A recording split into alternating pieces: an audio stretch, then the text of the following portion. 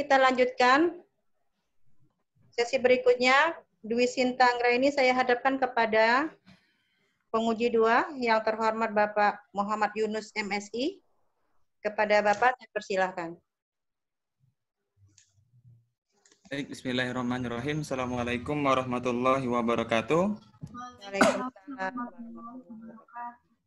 Baik, terima kasih. Dan yang saya hormati Bapak Ibu Ketua Ibu Ketua Sidang, kemudian Bapak Penguji, Ibu Pembimbing, dan Ibu Sekretaris. Baik, ada beberapa hal yang menjadi catatan saya juga di sini.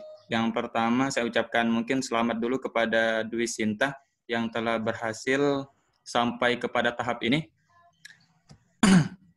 Tadi sudah lumayan banyak yang disampaikan oleh Ibu Ketua Sidang, kemudian penguji 1, sebagian besar sepertinya sudah tersampaikan, tapi ada beberapa catatan juga yang ingin saya sampaikan. Yang pertama, saya pengen tahu dulu nih, alasan dari Saudari Dwi Sinta kira-kira kenapa tidak memasukkan mungkin variabel lain, kenapa kok memilih variabel 2 itu? Kan ada variabel lain tuh yang misalnya menjadi keputusan juga orang untuk membeli barang, misalnya kualitasnya atau mungkin brandnya gitu ya. Kenapa nggak mengambil yang 2 hal itu misalnya? Karena yang mau saya teliti ini kan produk makanan impor, Pak. Yang kita ketahui makanan impor tuh makanan yang diproduksi di luar negeri. Nah, kalau di luar negeri itu kan seperti negara-negara Korea, Jepang itu kan bukan penduduk Muslim, Pak, yang memproduksi. Nah, maka dari itu karena produk impor itu telah masuk ke Indonesia dan mayoritas penduduk Indonesia itu adalah penduduk Muslim, maka menurut saya itu penting untuk dijadikan variabel penelitian saya. Oke, siap. Kemudian yang selanjutnya, ini kan ada persamaan, ada yang sama. Kalau saya lihat dalam penelitian itu ada penelitian yang dilakukan oleh Triwidodo ya pada tahun 2015. Itu variabelnya sama persis seperti yang Dwi Sinta lakukan. Dia menggunakan labelisasi halal juga, kemudian menggunakan harga juga terhadap keputusan pembelian. Kira-kira perbedaan dengan yang punya Sinta ini apa kira-kira? Di subjek penelitiannya, Pak. Subjeknya maksudnya apa itu? Kan kalau yang Triwidodo ini dia meneliti pembelian konsumen pada produk Indomie. Kalau saya produk makanan impor. Hanya itu saja yang membedakannya? Ada hal lainnya? Metodenya sama juga? Metode kuantitatif kan? Menggunakan regresi juga? Iya. Sama. Oke. Kemudian Sinta juga menggunakan metode regresi berganda, ya. Metode regresi berganda. Kira-kira regresi berganda itu apa sebetulnya? Regresi berganda tuh regresi yang dilakukan karena memiliki 2 variabel X yang lebih dari 1. Tujuannya untuk apa itu regresi? Untuk mengetahui pengaruhnya, Pak. Variabel X terhadap variabel Y. Pengaruhnya antara variabel X sama variabel Y. Oke.